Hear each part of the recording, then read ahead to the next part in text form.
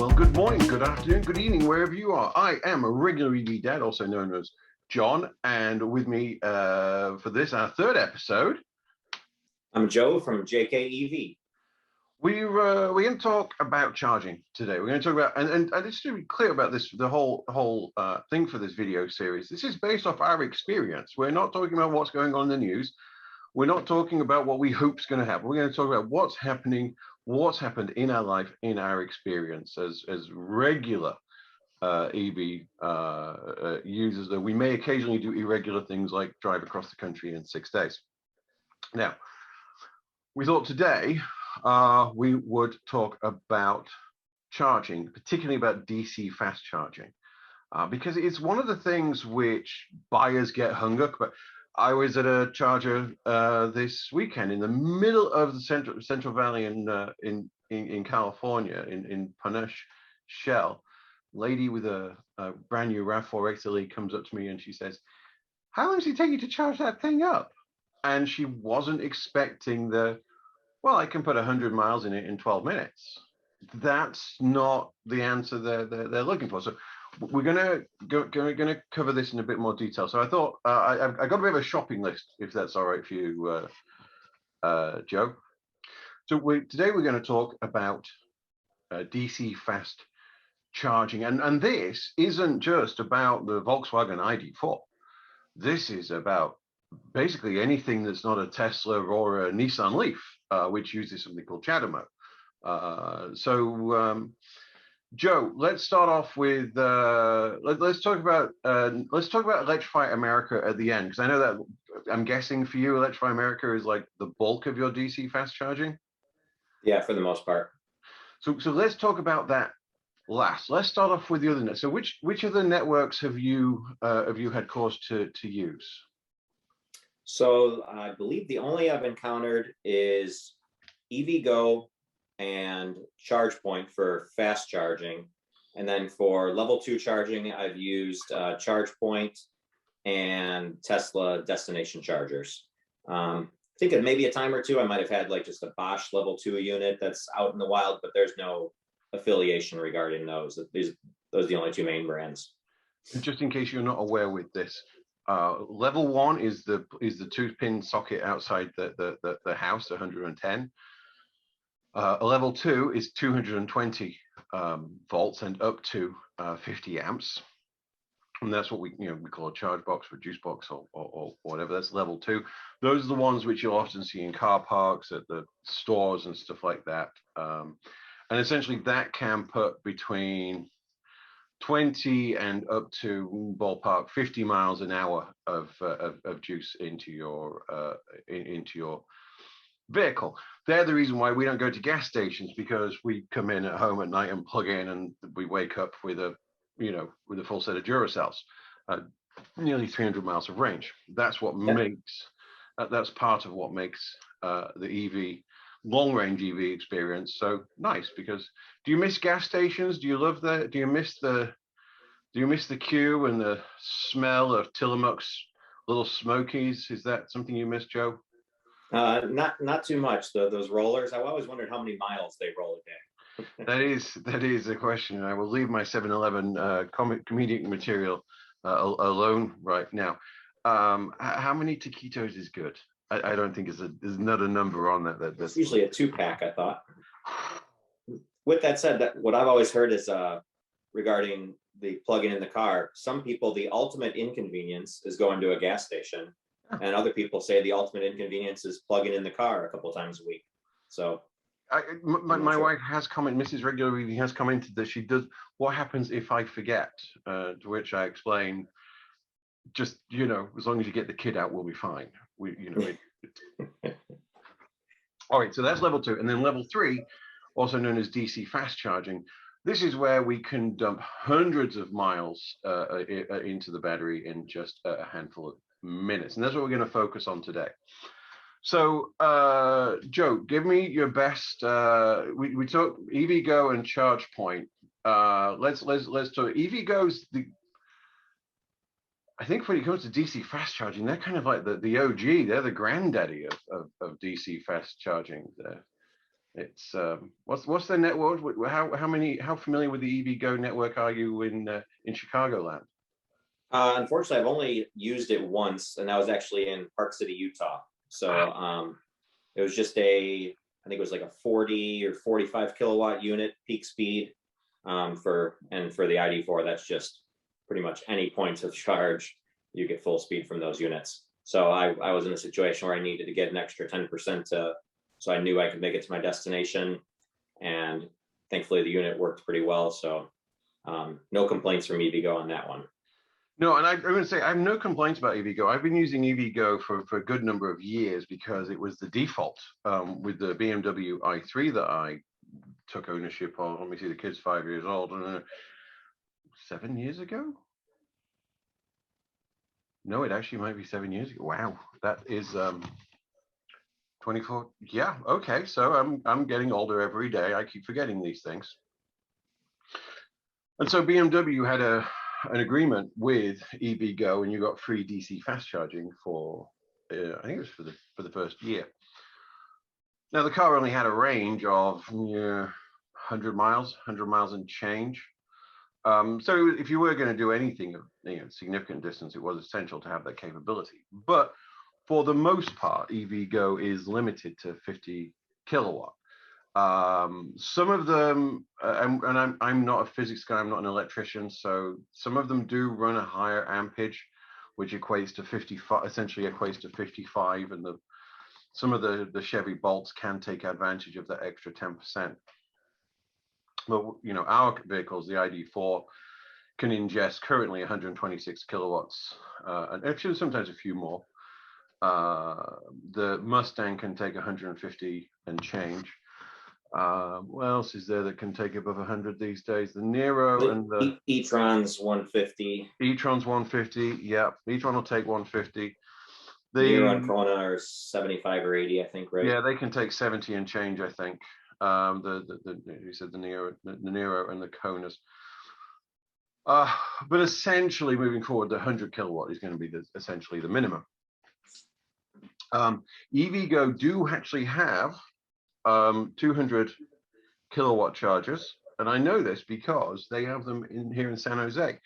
And in fact, News Coolum did a site review on them a while ago, which is why I know they're there, although I did use them myself. And not for a good reason, because it was a really busy car park and there was no spaces, so I used the EV space and plugged in just to get space. And I'm not a good person, but I didn't need a charge, but I did want some cheese. It's a recurrent theme in my life. I was in Trader Joe's at the weekend, and a store person asked me to not fondle the brie. No joke. Apparently, if I'm on the brie fondling register, I've earned it. It's a thing. I did buy my brie. That explains the picture by the front door. Yes. Brie fondler. Those are my pronouns.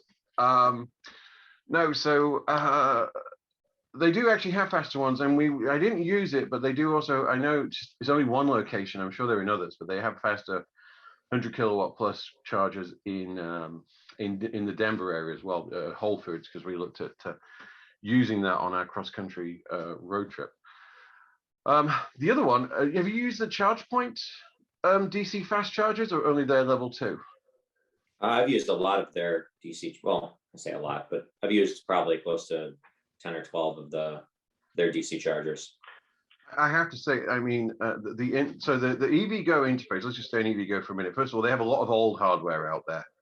It can be a little bit kludgy, and you need an RFID card, and you can start things with an app. But if you look, a lot of what I call the infrastructure, so the substation machinery and everything is actually built into the EVgo units. That's why they're so big. I actually pulled by Harris Ranch, which is one of the really important stops here on I-5. It's sort of halfway between LA and San Francisco. And they've just, Electrify America has pulled out the new units, well, relatively new, they're a year old or so. And they've also pulled out the EVgos, and you just look at the size of these things. I mean, they could use them as small houses.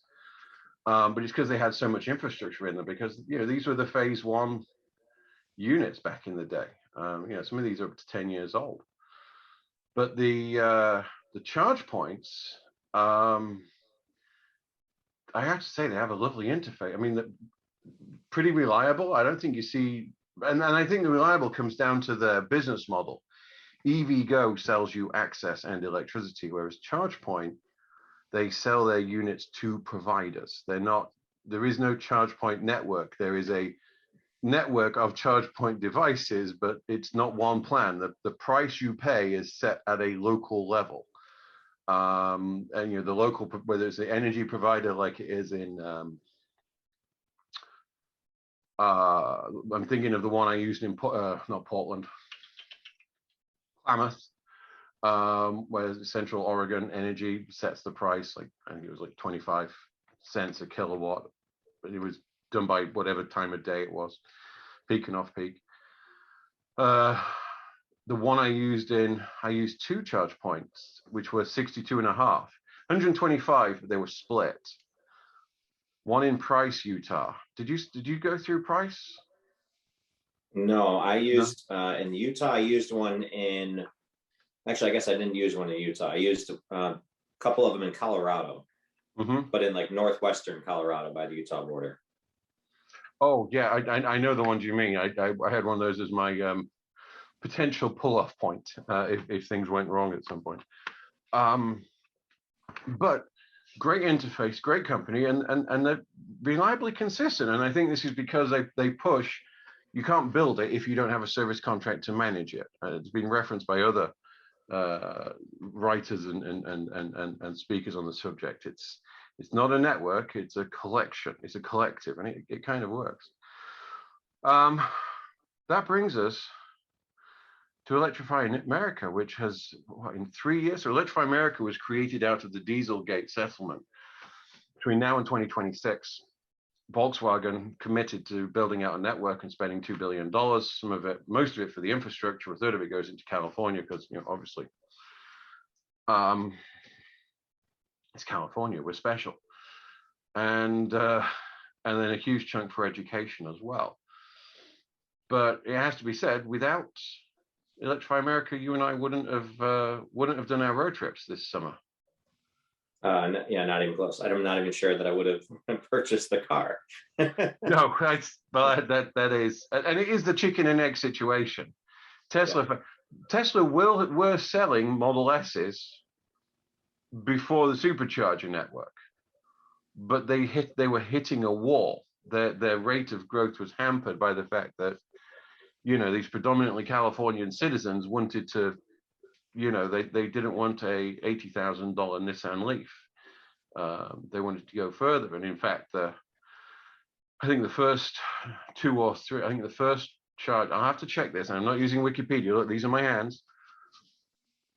With the 2 Tesla plant, was the Tesla plant in Fremont, Hawthorne in LA, the design studio, Harris Ranch, and which I mentioned just before, and Fort Tejon, just under the grapevine. I think those were the first ones, and they allowed you to go from LA to the Bay Area. And then they built around that and then expanded. Now, Electrify America has done it much quicker. There are bigger gaps, but it's all current generation. And look, I could talk eloquently, well, relatively eloquently, about the different types of ABB and the ones they're retiring and stuff like that. But let's start off with your best experiences of Electrify America. What let us know if this was on your road trip or not. But what has been your best EA experience? I'd say, well, pretty much all of them have been very good. Once they're activated, I've ran into issues where activating the chargers was most of the issues. But pretty much every location, if the first charger I plug into didn't deliver peak speed, I move over a spot and I can still get the full 125 if my battery can accept it. So, and that's everywhere from here to Vegas, from Tahoe to back here to Chicago. I'm pretty impressed with the network. Yeah, at least from my experiences. I'll tell you what, Joe, let's make the next video. So, here's an intro, people. the next video, let's talk about getting the most out of chargers and charging curves. Let's get into the nitty and gritty of getting the most out of them, as opposed to the geography and usability of them. How's that sound? Sounds pretty good. I got to agree with you on the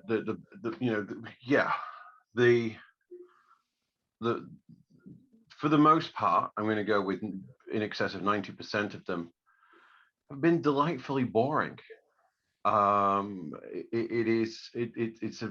It's just worked, and I think I mentioned it on the last one. Most of the times we were ahead of the charging curve. Given that we're going to talk about that in a minute, I won't in the next video. I won't get too much in, but it's delivered more power than we were expecting in a shorter time frame. So that's always been positive.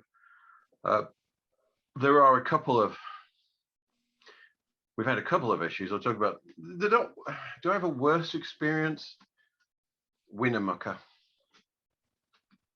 My worst experience would be Richfield, Utah. So tell me about Richfield. Where all 4 units did not work.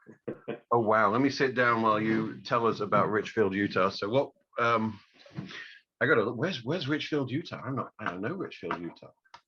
It's in between Salina and Cedar City, kind of just south of. I think it would be the next charger south of Spanish Fork, which is just south of Salt Lake City. I'm really digging into my mental map right now. Yeah, that's down. So that's now you got, so yeah, south of Spanish Fork. The next one after Spanish Fork is Green. Oh, so if you take the fork, oh well, there you go. Yeah, Spanish Fork, living up to his name. You can either drop down 6 to hit Green River on the way to Denver, but you went the other way. You started heading west and dropped down from Spanish Fork down 70 to head. Yeah, that makes perfect sense. So in that situation, they were all it was one of the typical, so 2 150s, 2 350s, and one of the 150s had a CHAdeMO, one of those situations. Yeah, there's definitely something wrong on the cabinet side. So we used pretty much every plug on every unit. And there was definitely like an electrical arcing kind of buzzing sound coming from in the cabinet area, which I've never encountered before. And it would ramp up, say it was going to deliver like say 40 kilowatts or something, start like it was going to increase to a higher speed. And then all of a sudden you'd hear the buzzing and it would just slowly trickle back down and stop. Now, thankfully, we had actually, because the elevation going from there to Cedar City, we actually had enough juice to make it. We were just running into a Walmart, so we figured why not plug in, but it could have been bad. No, you raise an interesting situation there. I'm intellectually curious. So I want to see you had enough juice to get somewhere. I'm going to log into PlugShare. In fact, here, let me share my screen. We'll put this on the thing. This is interesting. So what would have your options be? Now let me get. I've got my plugs. Let's see. So there was Salina. I believe Salina was the one I charged at right before I got there. And just to show people what I'm doing here, so this is PlugShare, which is one of the core apps. We should do a video about the apps we use. I think you don't need apps to buy gas, but it sure as hell makes doing this. And I'm going to include the Tesla, because you and I can use the Tesla with our TeslaTaps. I don't know if my camera's on, but that's right here. Oh, there we go. Richfield, Utah. Let's look at what your options could have been. Well, there was the Walmart where you had the issues. Yep. Well, you're in luck. You could have used the Utah DOT units nearby. Literally, that's less than a mile away. Now, I can tell you something about these, not because I've been to this particular site, but because I used a Utah Department of Transport site at their actual head office just in Taylorsville. They're not actually 125, it's 125, but it's actually limited to 62 and a half. But it's still, it's good when you need it. And if that hadn't been available, then you would have been, I guess, at the Comfort Inn, and or the. Well, I think 15 miles north, there's the charger I came from. Right there. Love's. This is the newish one at Love's, yes. Yeah, so I charged there, and then we wanted to run to Walmart. So I figured, okay, we'll hit this Richfield one to charge more. And then we found out, thankfully, we still had enough to actually just make it south to, I believe, Cedar City's the next one down the way. Let's show people what we mean by this, because this is a nice thing you can do. I don't want to get too into the weeds on this. Let me create a very quick trip here. Trip planner.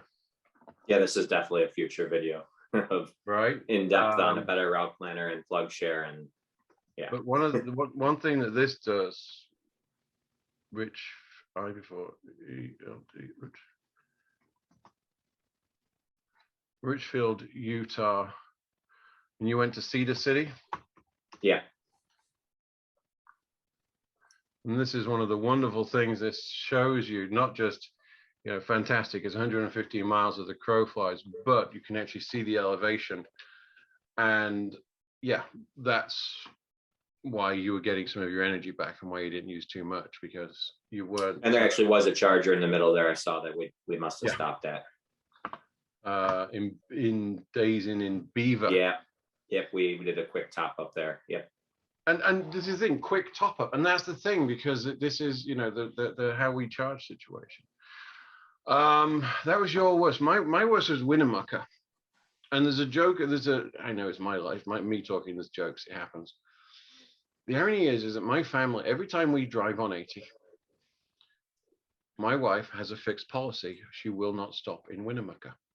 Will not stop, because when she was a young lady, a young girl, their transmission went out in Winnemucca and they had to spend the night in a casino, and they ended up being there for a couple of days. And apparently Winnemucca is not somewhere you want to stop. As such, my wife will not stop for gas in Winnemucca. We get gas in Fernley. We've once got gas in Lovelock, but then we are going to Elko. There's no, and this isn't a negotiation.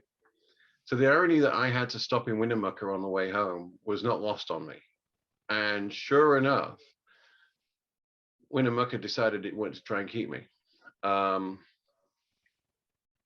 I've still never received an answer from Electrify America on this one. I don't know how this can happen. I don't know. There's things I just don't understand, which infuriates me. There was 4 chargers, 2 350s, 2 150s. One of the 150s had a Chatamo. There was a guy in a Mustang plugged in when I got there, and he was remonstrating on the phone with customer support at Electrify America. He plugged into all the chargers and all the heads except one, and he went and plugged into that, and he was only pulling 30 kilowatts, and he'd been there for a while. As is the way, and you'll find this as you do these road trips, you plug in, then find out what your problem is. If you can find out from PlugShare which units are working last, go and plug in there. It just makes your life easier. But just plug in, and then you know, don't plan it for everything. Just plug in and then see if you have a problem. Sure enough, I was pulling a maximum of 30. But I knew which ones he'd been plugged into, so I knew there was no point me plugging in there. I know that his unit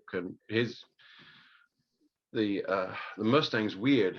Its charging profile is to pull 150 regardless, but only for a few minutes. It's time-based, not battery conditions based.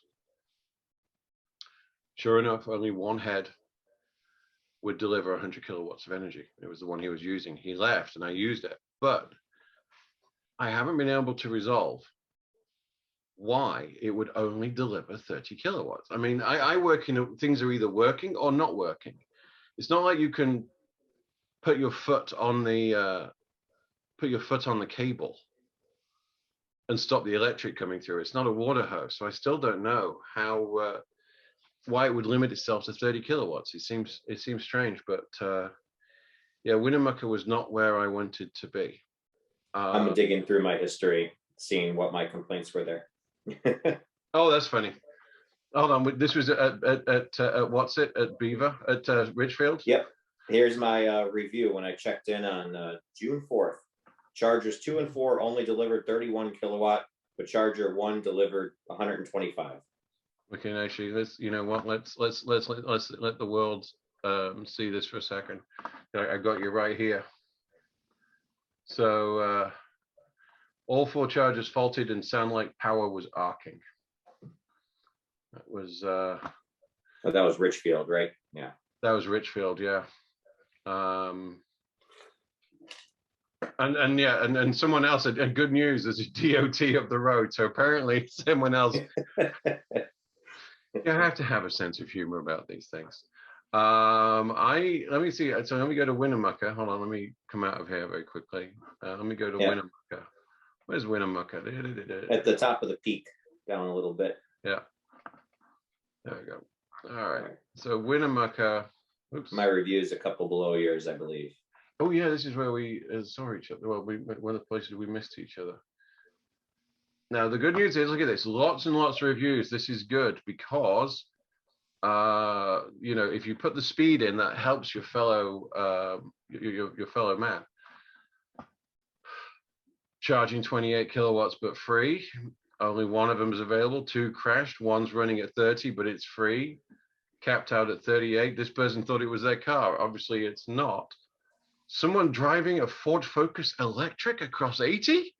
Wow. In case you're not aware, this thing has got maybe 100 miles, maybe 100 miles. When it was new. Yeah, that is a thing. So yeah, that was my only number 4 was working above 30 kilowatts, and couple more down. Chargers 2 and 4 only delivered 31. But number 1 was 125, absolutely. And I took your advice and hit number 1.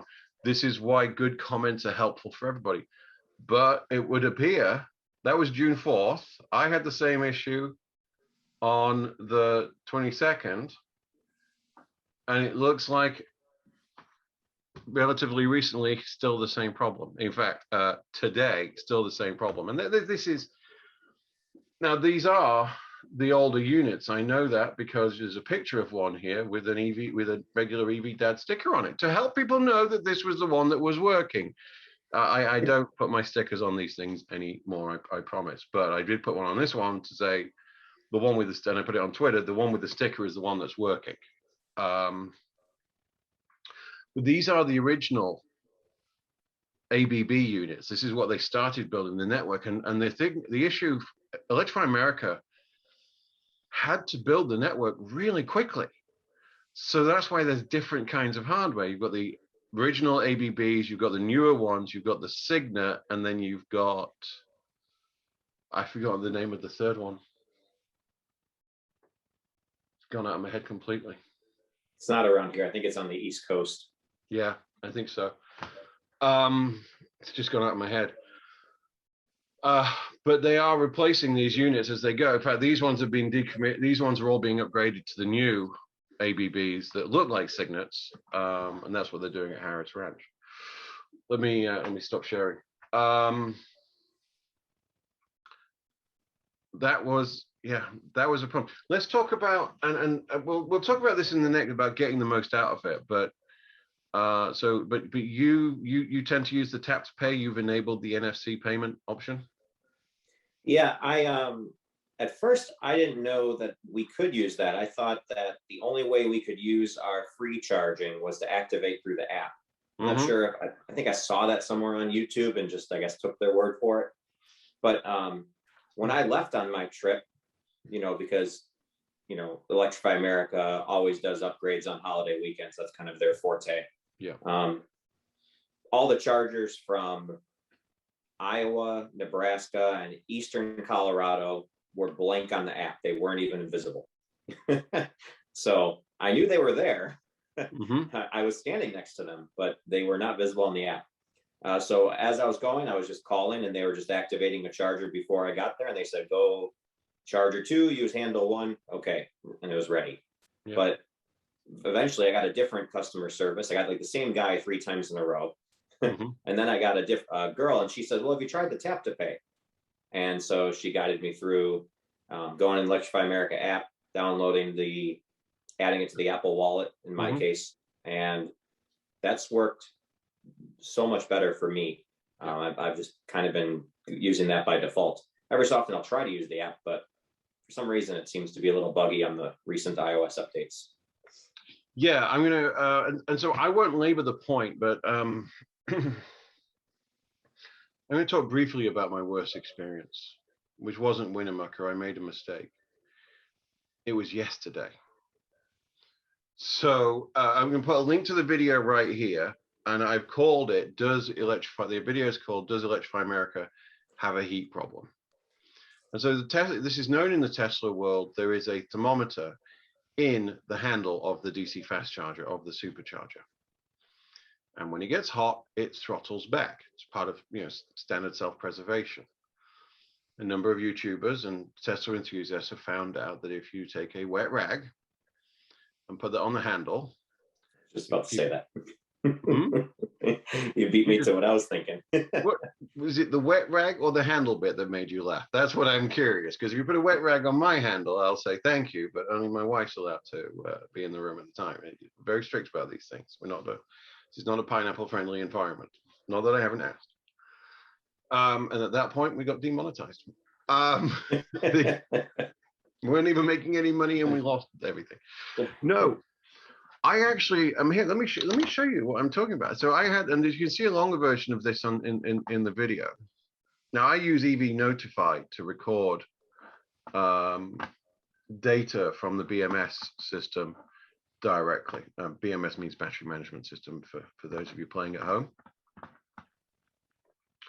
Let me just share this. And so these are the charging profiles yesterday. So I did a little 400-mile run. Can you see my big screen, Joe? Yep. Cool. Just otherwise they're going to be seeing a much smaller version of this and you and me's head, and it's just going to look weird. So I did a 400-mile trip yesterday down to Paso, over to Lost Hill to pick up a dog, and then drove home. And let me show you what a good charging curve looks like. We'll come back to this in the next video, but this is what they should do. This, however, was weird. I decided to move to a second machine, the one next door, and I got locked. My account got locked. When I disconnected, it didn't stop the session, so I couldn't start a new session, and that took 10 minutes to resolve. That yesterday was bad, and I think it was caused by the heat. We have questions, because first of all, you get this erratic charging pattern, but you can see my battery temperatures are absolutely fine. The second one was absolutely fine. Started at 100, but a 50% battery level, that's absolutely normal. And then it just ramps down as this ramps up. But when I got to Pinoche, it dumped to 70 and then just charged at 70. But can you see these little bubbles here where it goes up a little bit? Yeah. Those are the points when I put a rag over it and poured water on it and cooled it down. So I have questions, and I've tweeted Electrify America to ask them a response, and just click on the link that I provided and you can go into this in more detail. And then I got home at night, plugged in, and it just did exactly what it should do all the time. So anyway, that's the boring stuff. So in review, Electrify America is doing a good job under difficult circumstances, or would you say something differently? I would say in most cases, people are quick to blame Electrify America, but I'm a proponent of blaming potentially the automakers in some cases. Now, in our case, there is no excuse. They're the same company. But for example, when there was Ford issues, I would question how much time did Ford give Electrify America, the car, to be able to sort out their charging issues before the car went live? Well, and I think they mentioned this on a recent Inside EV podcast. So apparently, Volvos and Polestars can't use Signet networks, can't use Signet. That still is a problem to this day, as far as I know. Yep. Now, I spoke to Dustin Kraus at VW, the head of electric, a couple of weeks ago. And and we talked about this exact issue. One of their, so would you like, oh, now then, that goes across the NDA. Hold on. Okay. I nearly caught myself out there, you see. So, as you're well aware, the Volkswagen ID4 was released during COVID.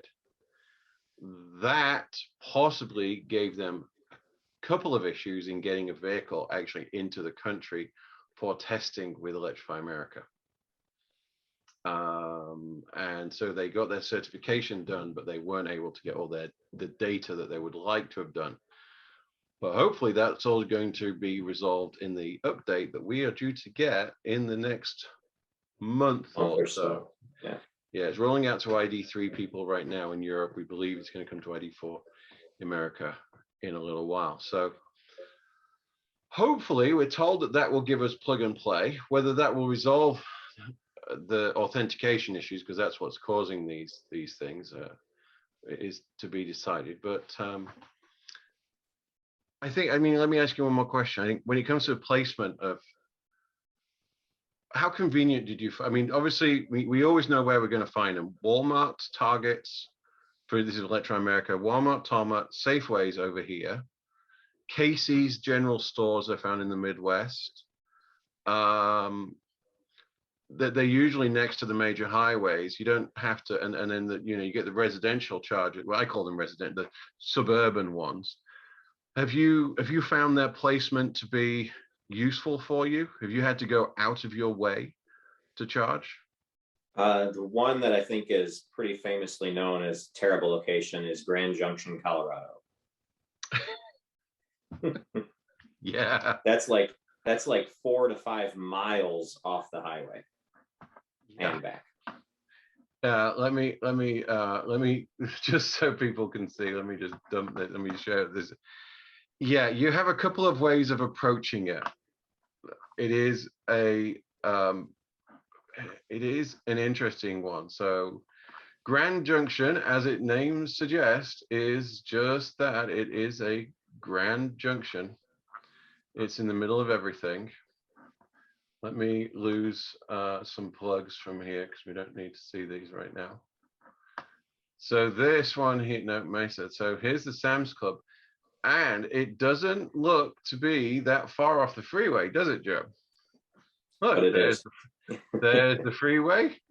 There is Sam's Club. But no, you have to come, depending on whether you're going east, west, or north, basically you have to come off.